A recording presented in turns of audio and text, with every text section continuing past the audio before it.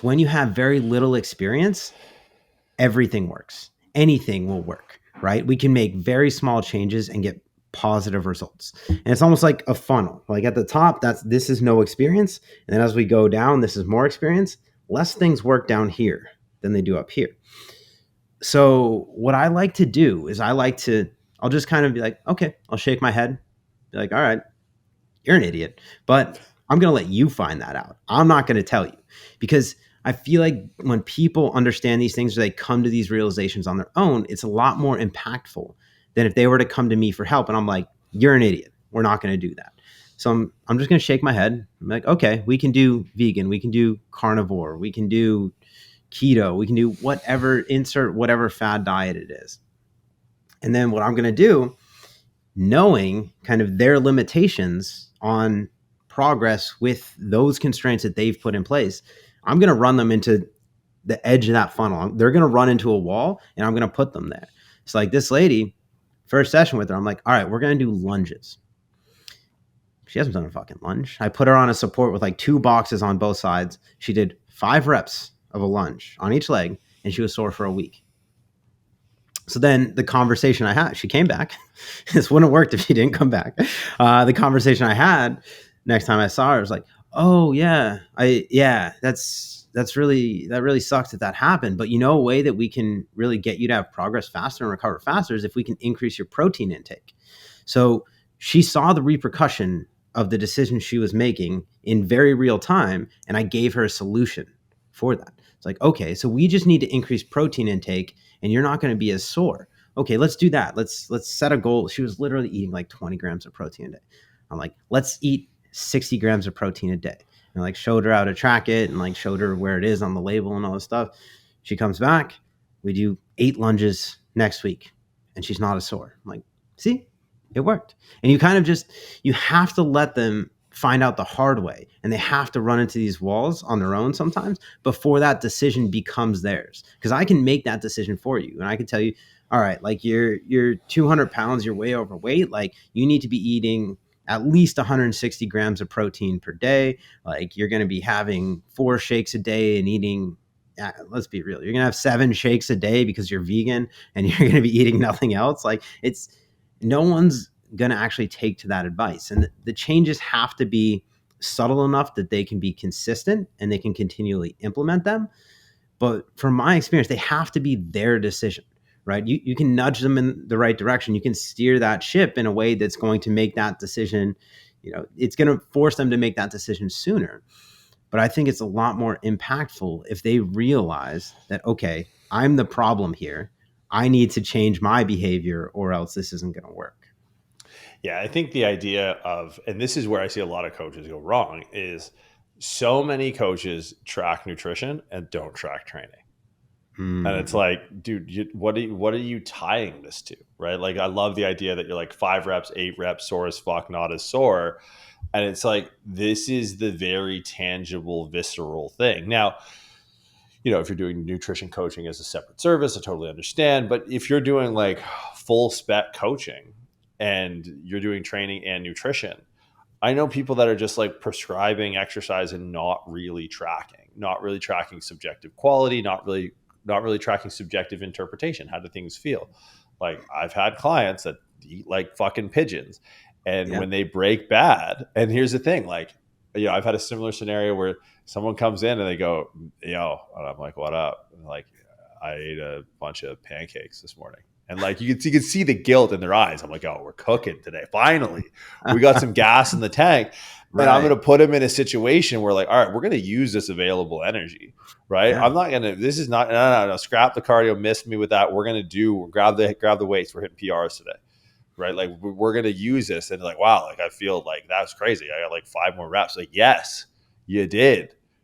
Food, right? You eat like a fucking pigeon the rest of the time. It's like, I'm not saying we eat pancakes every day, but I think the biggest thing with nutrition, and this is where I think nutrition coaches that do it solely, and not all, but people who solely do nutrition coaching, inputs drive outputs, right? Mm-hmm. And it's like, when we can really celebrate the wins from performance, that's when the body composition goals start to be achieved, right? That's what's really going to reshape it. Because like, here's the thing with fat loss is it's not weight loss.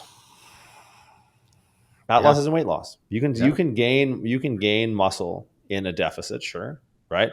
But what people are saying when they say fat loss is like they want to look better, right? Yes. And look better is not a number on the scale. It could correlate, but oftentimes it can correlate in the other direction, right? I've had clients who've trained for months on end, 6 months, where they've had to like go to the tailors and redo their suits, and then they get on the scale and they come in when they go, "Hey, I haven't lost a pound in 6 months," and I'm like, "What? Why is that a concern of yours?" Like, well, I wanted to lose weight. It's like, no, you didn't. You wanted to look better.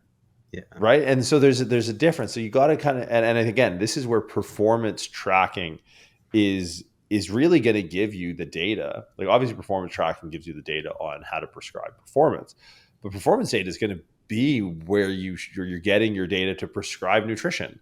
Right. And because it's not like you're just trying to feed people into some deficit so much so that they can't perform. Because like there's the deficit and there's some debate around this. There's sort of your sort of your basal metabolic rate, your daily processes of staying alive that are energy expensive. So basically, the number of calories you're going to burn within a given day, just doing that before exercise is involved. Exercise as an hour and 5 10 hour 10 minutes 45 minutes whatever it is, it's not going to be super energy expensive from a caloric standpoint.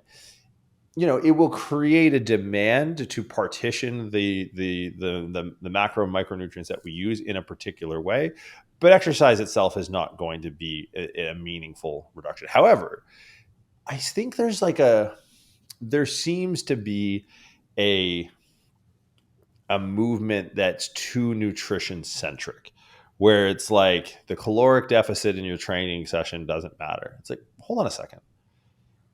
I don't think that's true. I mean, and because like obviously it matters, but people are like, it's 90% diet. It's like, one, it depends on how intense your training is. And two, it depends on how controlled your diet is. Because the thing is, I would rather feed someone 10% more and get 30% output, 30% more output. Right. So it's like one of the things that I try and this is where being performance oriented in your approach is super useful is showing that, look, like the scale is one metric, right? And if we can, once a week up on the scale and it moves or doesn't, or we do a DEXA scan and it moves or it doesn't, these are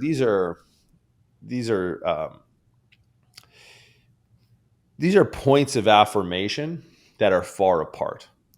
We can have points of affirmation every single set, every single rep can be a point of affirmation that the way we're eating is improving our trajectory, our aim towards our goal. And I think that from a psychological perspective is where a lot of nutrition coaching goes wrong, is they aim this thing at an increment too far, right? Like one of the reasons, so like, I mean, you don't get to be fucking 285, 290, whatever I was without liking a bit of food. I would never, even to this day, ever sacrifice my nutrition before a workout. Like if my nutrition were to fuck up, like if I were to just YOLO on God knows what I order on Uber Eats before I've never done that. The bad decisions I make that are the reason I'm not 4% body fat happen between the hours of when I'm done my workout and when I go to bed. That's the window. That's when right. Like I'm open for business after my workout. I'm Ronnie fucking Coleman from the moment I wake up to the second I start my set. And then at the end of it, I'm fucking Homer Simpson. Right. But like that helps me because now it's like, well, when I want to lose weight or when I want to lose fat, I push my workouts way later in my day. I don't have a dumb window of time. Like I can only binge for so long before I just fall asleep with the Ben and Jerry's just on my face. Right. So, but understanding like when you can get your clients in a performance mindset, you can start to celebrate these wins. And you want to talk about structure and support. That's going to be where you can really support and start to affirm the decisions that we're making. Soreness being one. right? Mhm. Number of reps executed, number two. And then not to mention the subjective feeling of how you're, I've started training earlier in the morning because I like making bad decisions. And one of the things the other day, I woke up extra early, still got a decent amount of sleep. I woke up extra early and I ate a meal before I trained. Oh my God, dude. I didn't Yeah. know that you could feel that good that early, right? Like up 10 minutes earlier, had, some protein, some carbs, had a shake, and then went into my workout. It was like, I'm so much stronger. And so it's just that idea of like, okay, if you want to focus on losing fat, focus on your training, right? Documenting your reps and sets so you can start to have a meaningful metric of your output, because all you're doing when you track the scale is you're tracking your input. Yeah. That's Yeah. only half the battle. I love it.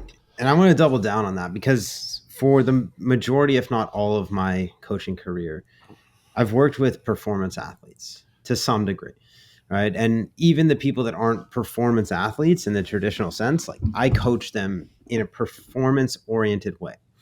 And I think that's the best way to get results. One of my biggest frustrations in coaching, it's mostly weightlifters and like not necessarily novice, but like intermediate level weightlifters, has been the idea of changing body composition while still chasing performance. And I think there's a way to do it, absolutely. But it is along the lines of what you said. It's like, no, we're not going to focus on losing weight in a performance phase because the thing that's going to be affected is performance. Like you can't be in a calorie deficit and expect to perform better, period. Like I'll stand by that. And like maybe there's fringe cases and like very beginner athletes or like freak athletes where it's not just physiological, like there is a heavy psychological component to this. But in terms of like physiological output, you need calories to do it. And you need a surplus of them, or at least a enough of them to fuel the performance that we're asking of our body. And there's this idea that like training pushes performance and diet modifies body composition, and they're two separate things when they're not. They're so intertwined together that that's when I see most people get hurt, is when they continue to try to push performance while in a calorie deficit, right? And the word body composition is really important here because it is, like you said, it's not necessarily fat loss, it's not necessarily muscle gain. It's the proportions of which are happening, or the rate at which either of those is happening, right? You can have someone that is, their body composition is that of oatmeal, and we can we can focus on, they can eat the same amount of calories, but if they're eating just high carbohydrate, high fat diet, low protein, and we keep those calories the same, but we switch the proportions, higher protein, moderate carbohydrate, lower fat, then we still have the amount of relative energy in, but that's going to allow us to push the scale for body composition in a more favorable way, where now we actually have the available building blocks, the amino acids that we break protein down into to rebuild muscle. We have that, and we have hopefully a surplus of that, so that we can now go into a workout, we can damage our muscles, we can come out of that workout, have enough building blocks to replenish that and recover in a meaningful way, where now we're turning oatmeal man into, I don't know, a food with more integrity, maybe a chicken thigh man. Jesus Christ. but but there, the idea that I'm trying to get at here is that like, you're right, most people, their goal is not necessarily fat loss, their goal is to look a certain way.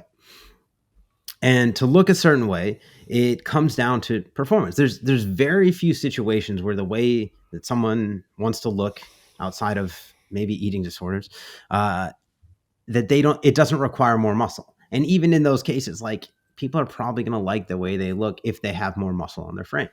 So it's not necessarily just an equation of losing fat. It's the balance of losing fat and gaining muscle within proportions that still allow you to do the latter, to gain that muscle. And I think that's where people go wrong, is they think that they can just, train themselves to the performance that they want and eat themselves to the body composition that they want as two separate things. But they are one goal, and they need to be complementary, or you're not going to have the results that you want in either of those realms.